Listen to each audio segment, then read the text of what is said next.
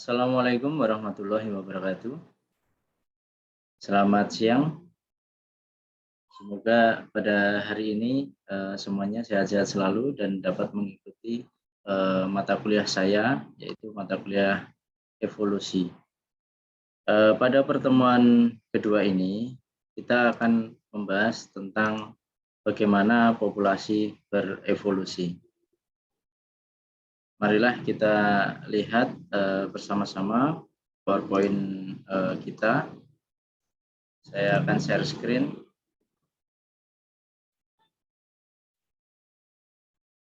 Oke, sudah terlihat ya share screen saya. Oke, bagaimana populasi itu berevolusi? Ya. PowerPoint ini diambil dari sumber Campbell. Ya. Nah, ada pertanyaan ketika kita mempelajari evolusi. Mengapa evolusi itu penting? Nah, nanti di pertemuan ini kita akan mendapatkan betapa pentingnya evolusi bagi makhluk hidup itu. Oke. Nah, biologi dan masyarakat evolusi kini. Kehidupan di bumi itu luar biasa beraneka ragam. Jadi kita mengetahui lebih dari 1,3 juta spesies itu telah diidentifikasi. Ya. Dan menurut para saintis itu masih banyak, ya, masih banyak beberapa juta lagi yang belum diidentifikasi, yang menanti untuk ditemukan. Jadi mungkin di dasar samudra, kemudian di pegunungan es, Siberia dan lain sebagainya. Itu belum ditemukan, banyak sekali yang belum teridentifikasi. Nah, evolusi ini memungkinkan bumi menjadi terisi oleh keanekaragaman yang melimpah. Jadi karena adanya evolusi dari makhluk hidup ini, maka bumi ini menjadi kaya raya akan keanekaragaman hayati, akan keanekaragaman makhluk hidup. Ya, kalau tidak ada evolusi, ya bumi mungkin hanya sedikit makhluk hidup. Bahkan makhluk hidup itu menjadi punah atau tidak ada makhluk hidup di bumi ini karena banyak yang tidak bisa sintas, ya. Karena evolusi itu diawali dari proses adaptasi, ya, proses adaptasi. Nah, kemudian lingkungan ini berperan besar sekali dalam proses evolusi, ya.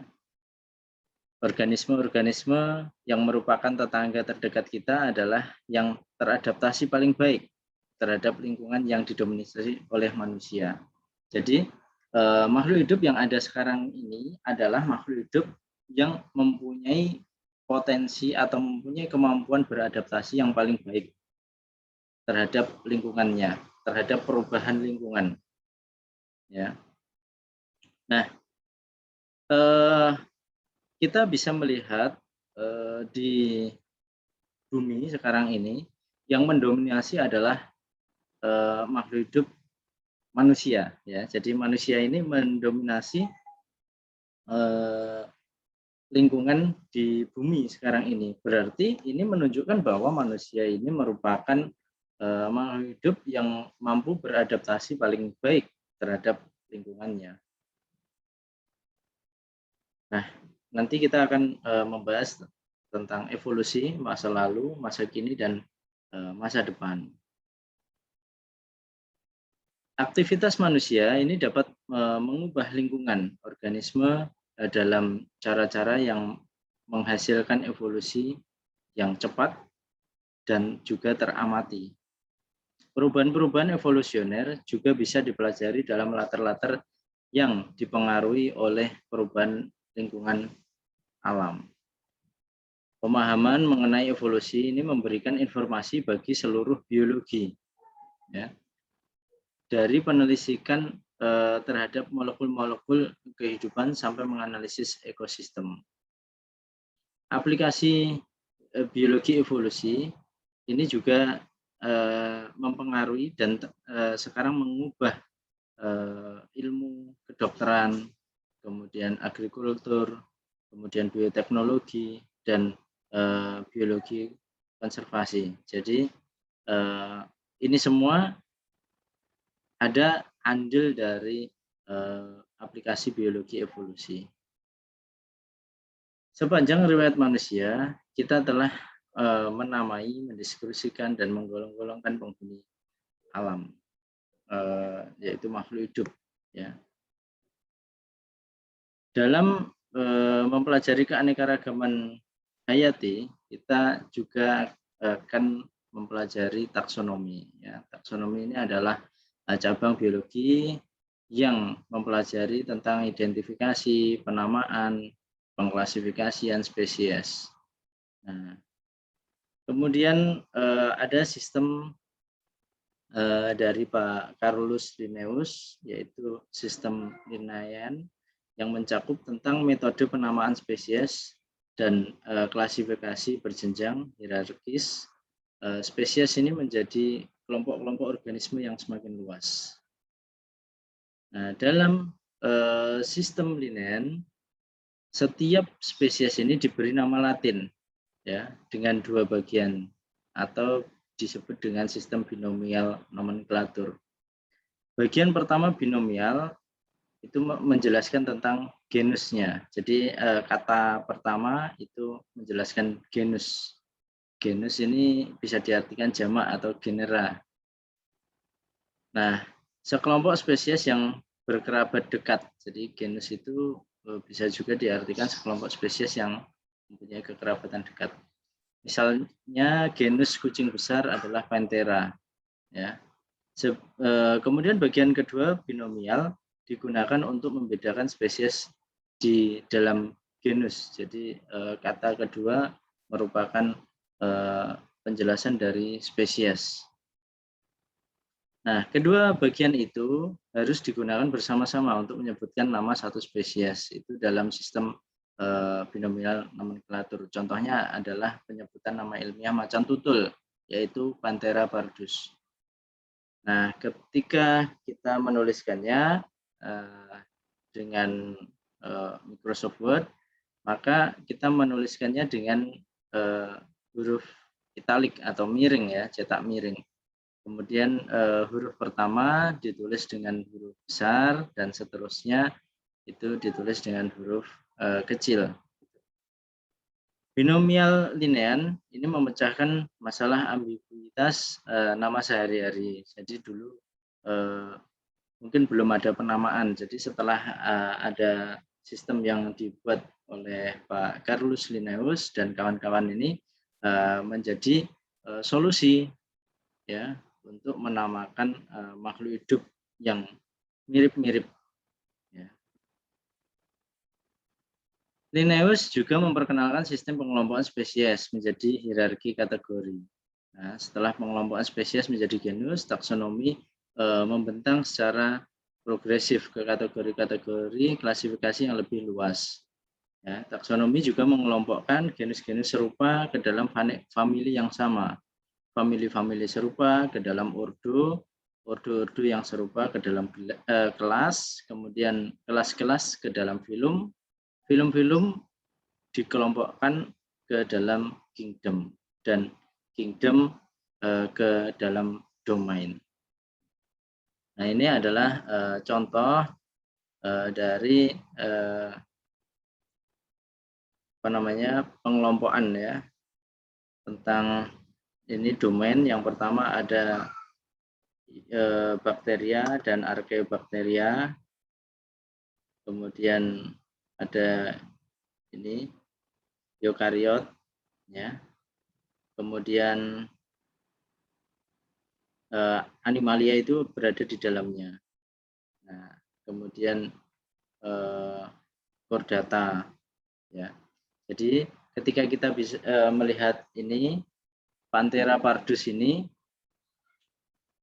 spesiesnya Panthera pardus, genusnya adalah Panthera, familinya adalah Felidae, ya. Kemudian ordonya adalah karnivora, kelasnya mamalia, filumnya chordata, kingdomnya animalia. Mengelompokkan organisme menjadi kategori-kategori yang semakin luas adalah cara untuk menyusun struktur pemahaman kita mengenai dunia. Akan tetapi kriteria yang digunakan untuk mendefinisikan kelompok-kelompok yang lebih inklusif seperti famili, ordo, dan kelas pada dasarnya adalah subjektivitas begitu ya. Nah, setelah Anda mempelajari mengenai proses-proses berevolusi, proses-proses berevolusinya keanekaragaman kehidupan, kami akan memperkenalkan sebuah sistem klasifikasi yang didasarkan pada pemahaman mengenai kekerabatan evolusi. Ya. Nah, jadi tadi sudah Anda lihat bersama-sama bahwa makhluk hidup itu sebenarnya beraneka ragam, ya. Sampai ada domain, ada kingdom, ada kelas, dan seterusnya. Nah, penjelasan yang diterima oleh para biolog masa kini mengenai keanekaragaman kehidupan adalah teori evolusi yang diajukan oleh Charles Darwin. Jadi ujung atau muara dari keanekaragaman itu asal muasalnya itu ya dari kalau dirunut dari teori evolusi yang diajukan oleh Charles Darwin dalam buku yang terkenal yang berjudul On the Origin of Species by Means of Natural Selection, mengenai asal-usul spesies melalui seleksi alam. Buku ini diterbitkan pada tahun 1859.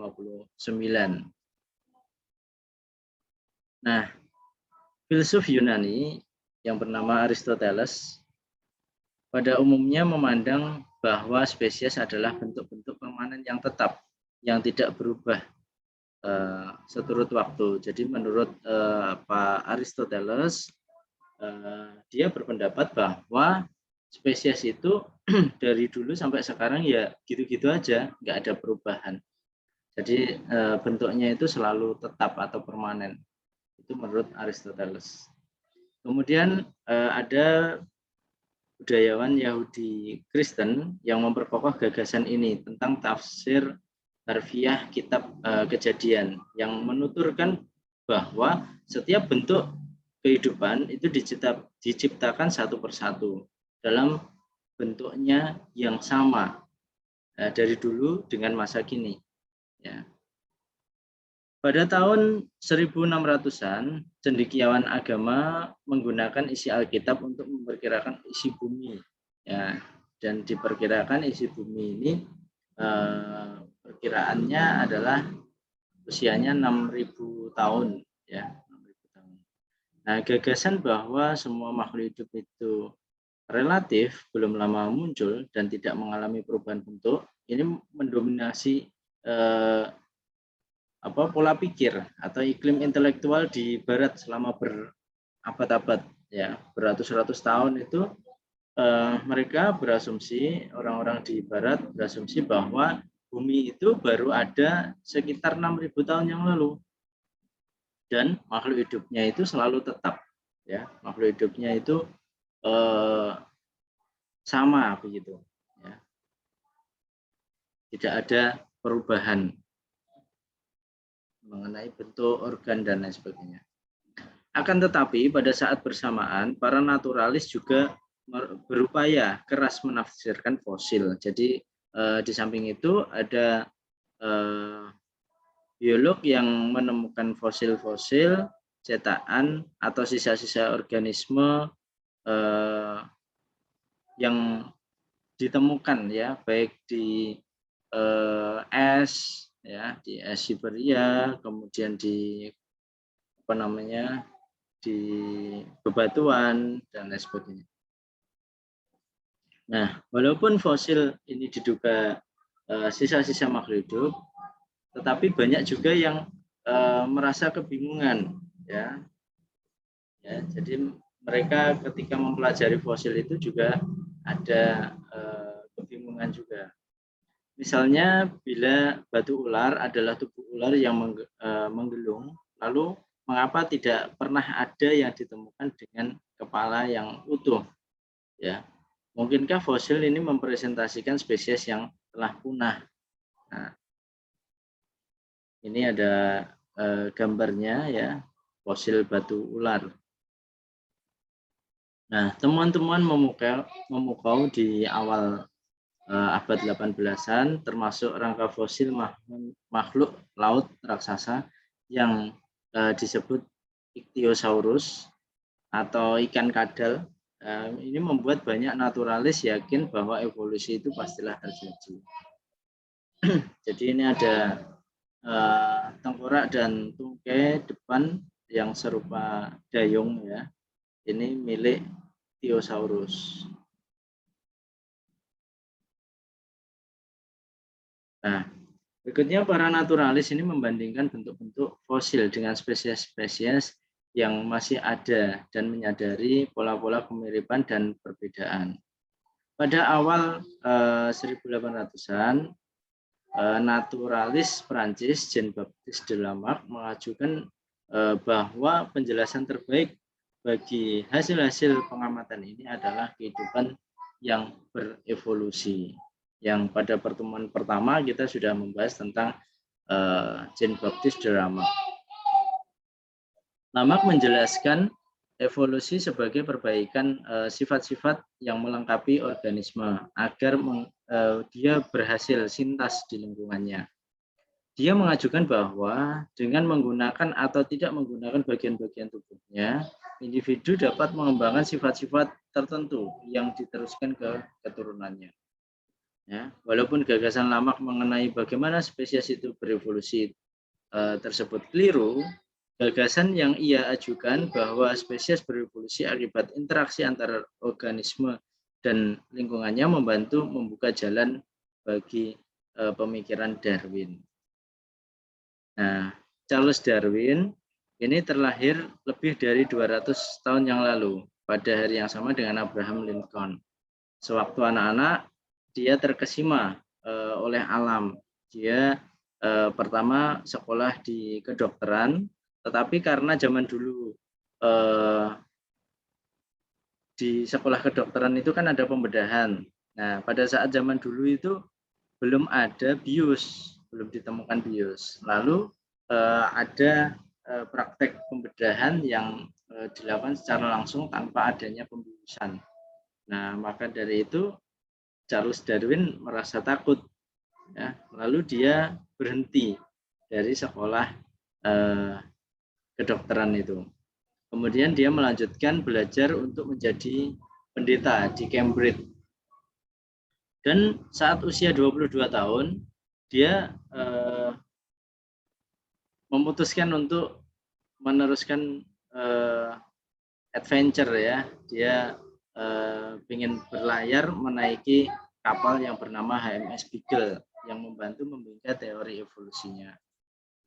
Nah, Beagle ini adalah kapal survei yang memetakan bagian-bagian pesisir Amerika Selatan yang belum diketahui dengan baik. Jadi kalau sekarang itu HMS Beagle itu seperti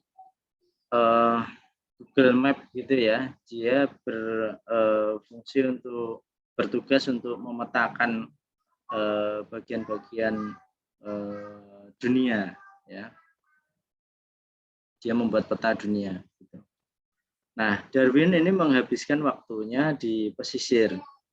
Dia menjelajahi alam, mengumpulkan ribuan spesimen fosil serta tumbuhan dan hewan hidup. Dia juga mencatat, membuat catatan harian yang terperinci mengenai pengamatannya. Dengan seksama, ia mencatat ciri-ciri tumbuhan dan hewan yang menjadikan organisme tersebut cocok sekali dengan lingkungan yang sungguh beraneka ragam. Nah, ini adalah foto dari Charles Darwin pada tahun 1840-an.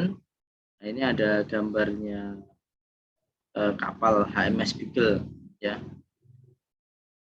Dia berlayar dari Inggris ya, dari Britania Raya, berlayar di Samudra Pasifik ya. Kemudian dia sebelum ke Samudra Pasifik dia berlabuh juga di benua Amerika ya, terutama di Amerika Selatan ya. Mereka bertugas memang membuat membuat peta pesisir begitu. Nah, kemudian di bagian barat dari Amerika Selatan itu ada kepulauan-kepulauan. Ya, ada kepulauan yang dinamakan dengan Kepulauan Galapagos. Ya, jadi namanya kepulauan kan banyak pulau. Jadi ada banyak pulau, ada Pulau Pinta, ada Pulau Marcena, Genovesa, Santiago, kemudian ada Pulau Santa Cruz, Santa Fe, San Cristobal, Espanola, Isabela, kemudian Fernandina, dan seterusnya. Nah, banyak pengamatan Darwin ini mengindikasikan bahwa kedekatan geografis ini memberikan prediksi yang lebih baik mengenai kekerabatan di antara organisme daripada kemiripan lingkungan. Ini Darwin memberikan contoh ya, contoh. Jadi statementnya ini berdasarkan dari penemuan Darwin sendiri ya. Jadi tumbuhan dan hewan yang hidup di wilayah yang beriklim sedang di Amerika Selatan ini jauh lebih menyerupai spesies-spesies yang hidup di wilayah tropis benua itu daripada spesies-spesies yang hidup di wilayah yang sama tetapi beriklim sedang di benua yang berbeda atau benua Eropa. Jadi pada intinya Darwin itu membandingkan ada 3 spesies, 2 spesies berada di benua yang sama tetapi iklimnya berbeda. Ya. Nah, ini mempunyai ciri kedekatan yang lebih banyak ya. Dia bisa dibilang kekerabatannya lebih dekat ya, walaupun ini tinggal di iklim tropis, yang satunya di iklim sedang, jadi beda iklim, tetapi masih dalam satu benua. Dibandingkan dengan spesies lain yang sama-sama tinggal di iklim sedang, tetapi beda benua. Nah, ini sudah berbeda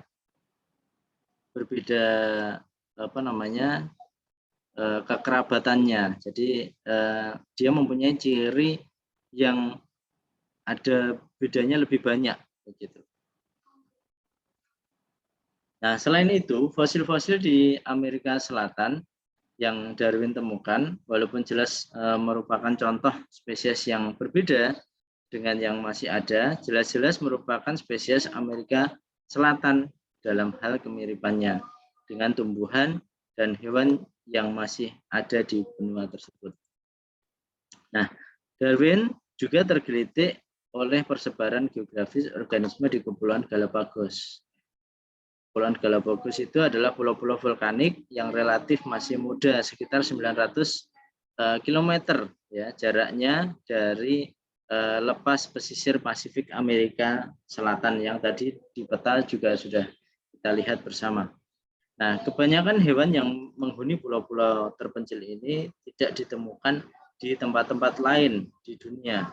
Ya, namun mereka menyerupai spesies-spesies di Amerika Selatan. Ya. Ini adalah gambar atau video Kepulauan Galapagos ya. Jadi Kepulauan Galapagos itu adalah kepulauan vulkanik ya. Oke. Nah, Darwin menyadari bahwa di Kepulauan Galapagos itu ada iguana ya. Jadi ada banyak iguana. Nah, iguananya itu berbeda.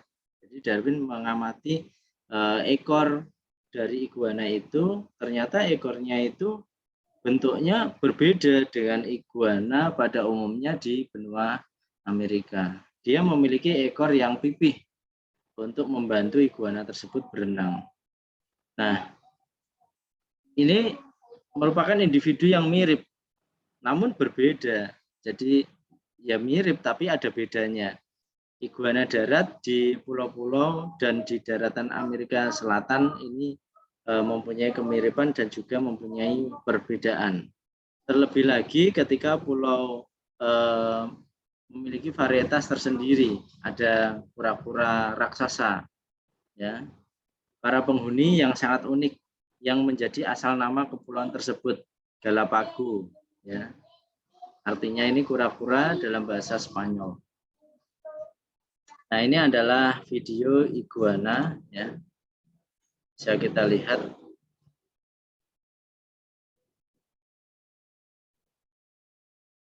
Ya, ini banyak iguana, ya.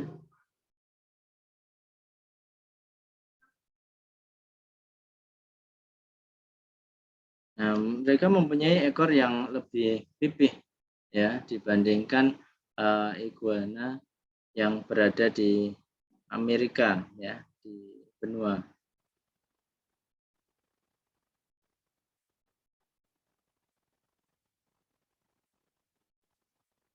Oke, nah ini kura-kura besar, ya, di Kepulauan Galapagos.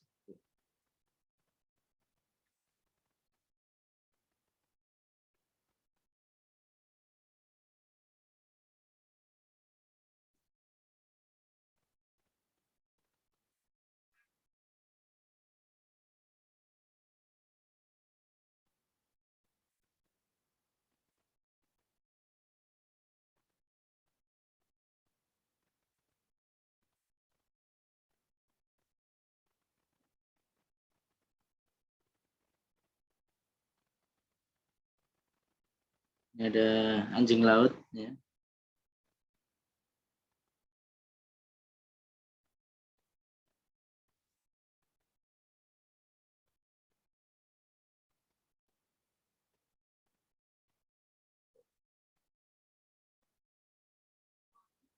Nah, ini ada perbedaan dari kura-kura, ya. Ya, ada kura-kura yang bentuknya tempurungnya seperti kubah, ya. Jadi bundar begitu. Ya. Kemudian ada kura-kura yang tempurungnya ini mirip pelana. Ya.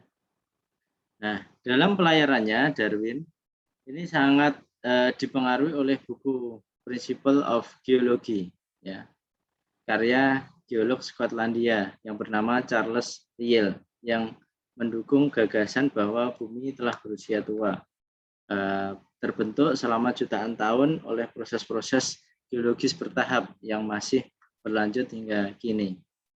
Dan juga Darwin menyaksikan sendiri adanya gempa di Chili, ya, yang berkekuatan besar, ya, kekuatan gaya-gaya alam yang mengubah permukaan bumi, ya.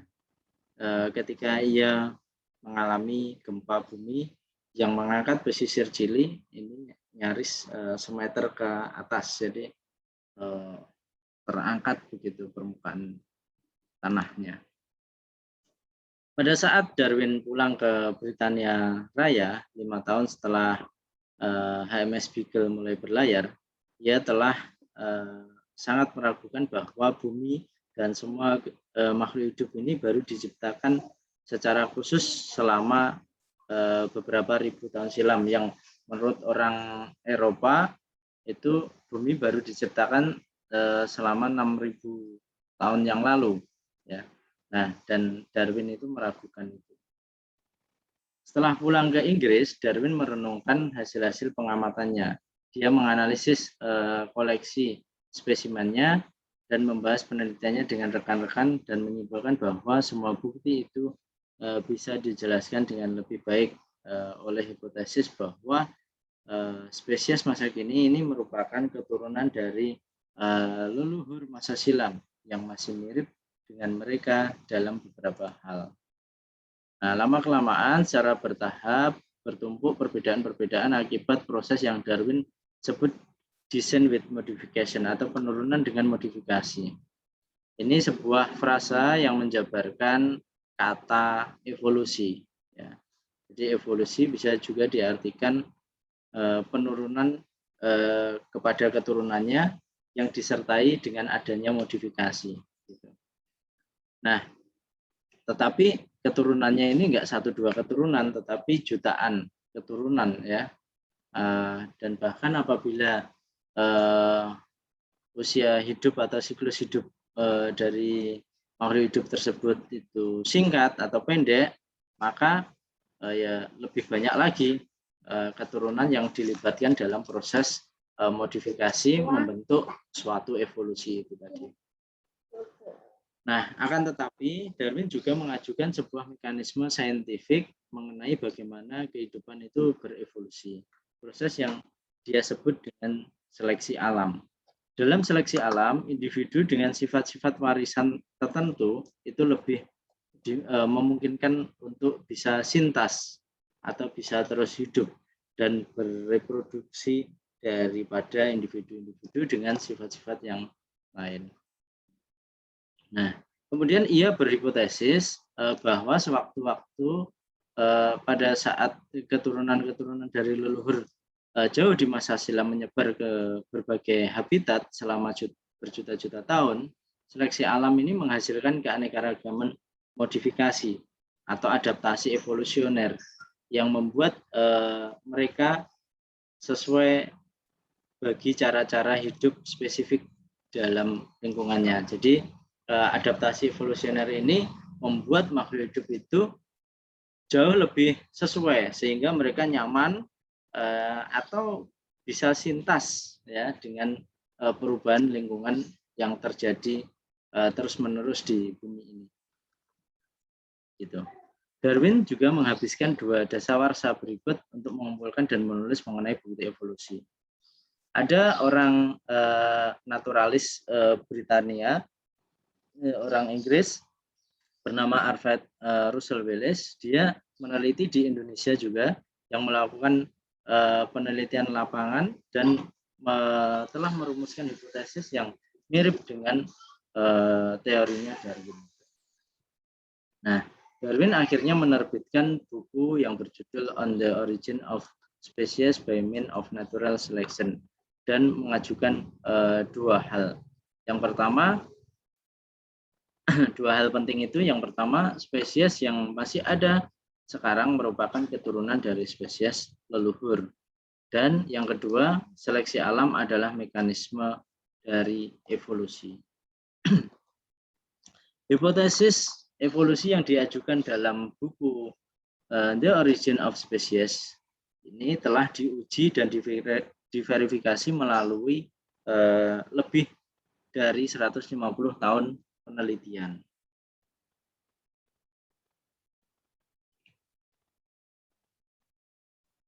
Sebagai akibatnya, para saintis menerima konsep Darwin ya. Jadi setelah diuji dan setelah diteliti selama 150 tahun ya, para ilmuwan ini menerima konsep Darwin mengenai evolusi melalui seleksi alam sebagai teori, yaitu gagasan penjelas yang diterima luas, yang cakupannya lebih luas daripada hipotesis. Yang menghasilkan hipotesis-hipotesis baru dan didukung oleh banyak sekali bukti. Jadi tingkatan dari evolusi itu adalah sebagai teori ya, teori. Ya, teori itu lebih tinggi daripada hipotesis, tetapi di bawahnya hukum begitu. Jadi kalau teori ya seperti teori Pythagoras ya, ditemukan oleh Pak Pythagoras atau dia biasa disebut dengan teorema Pythagoras. Mereka membahas tentang segitiga ya. Nah, segitiga yang bisa dihitung menggunakan rumus teorema Pythagoras itu tidak semua segitiga, tetapi hanya segitiga siku-siku saja yang memiliki sudut 90 derajat. Nah, teori itu ya seperti itu. Jadi satu sisi dia bisa diterapkan pada sebuah konsep, dan mungkin ada yang bisa diperdebatkan juga, ada sisi lain yang bisa diperdebatkan. Oke, ada banyak bukti bagi teori evolusi Darwin, yaitu gagasan bahwa spesies-spesies yang masih ada merupakan keturunan dari spesies leluhur yang berbeda dari spesies-spesies yang ada sekarang. Nah, evolusi ini juga meninggalkan tanda-tanda yang bisa teramati. Ya, jadi evolusi biologis ini meninggalkan bukti dalam fosil dan dalam organisme pada masa sekarang. Fosil itu adalah bukti, salah satu bukti evolusi ya, yang bisa berupa jejak atau sisa-sisa organisme yang hidup di masa silam. Ya. Dia fosil itu mendokumentasikan perbedaan antara organisme masa silam dan masa kini, dan menunjukkan bahwa banyak spesies itu telah punah, ya, karena nggak ada fosil itu tidak ditemukan pada makhluk hidup sekarang ini. Nah, bagian-bagian lunak organisme mati ini biasanya membusuk dengan cepat. Nah, seperti daging dan seterusnya itu membusuk.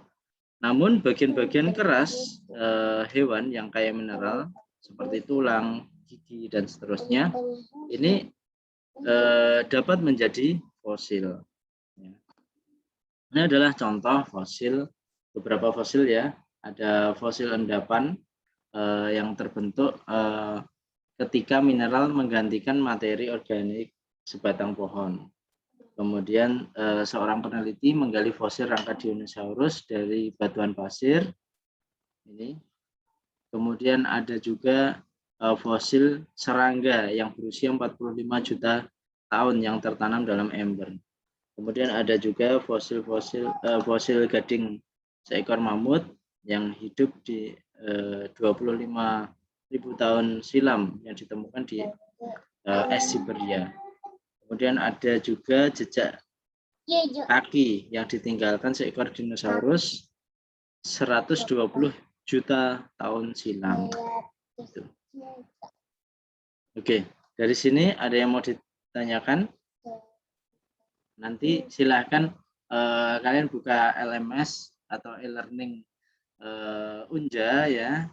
Kemudian di situ ada forum diskusi, Anda bisa bertanya atau membuat pertanyaan atau menjawab pertanyaan dari kawannya. Ya. Oke, tidak semua fosil ini merupakan sisa-sisa organisme sungguhan. Fosil ini bisa berupa cetakan atau terbentuk ketika organisme mati yang terkubur dalam sedimen terurai dan meninggalkan cetakan kosong yang kemudian terisi oleh mineral yang larut dalam air. Misalnya ini jejak ya, jejak kaki atau liang yang tersisa setelah organisme terurai. Ada koprolit, ada fosil feses juga ya. Nah, orang yang mempelajari itu yang dinamakan paleontolog ya. Jadi orang yang mempelajari fosil. Dalam kasus-kasus yang langka, seluruh tubuh organisme ini termasuk bagian-bagian lunaknya terbungkus dalam medium yang mencegah penguraian. Contohnya adalah serangga yang terperangkap dalam ember atau getah pohon yang terfosilisasi. Dan mamut, bison, bahkan manusia prasejarah yang beku dalam es atau terawetkan dalam dalam rawa ya. Rawa gambut ini juga bisa terawetkan. Oke, dari sini ada yang mau ditanyakan? Kalau tidak ada, kita cukupkan untuk perkuliahan kedua ini. Kalau ada yang mau ditanyakan, silahkan mengisi pertanyaan ataupun menjawab di forum diskusi di e-learning Unja. Baik, sekian. Terima kasih atas perhatiannya. Saya akhiri, wabillahi taufik wal hidayah. Wassalamualaikum warahmatullahi wabarakatuh. Selamat siang.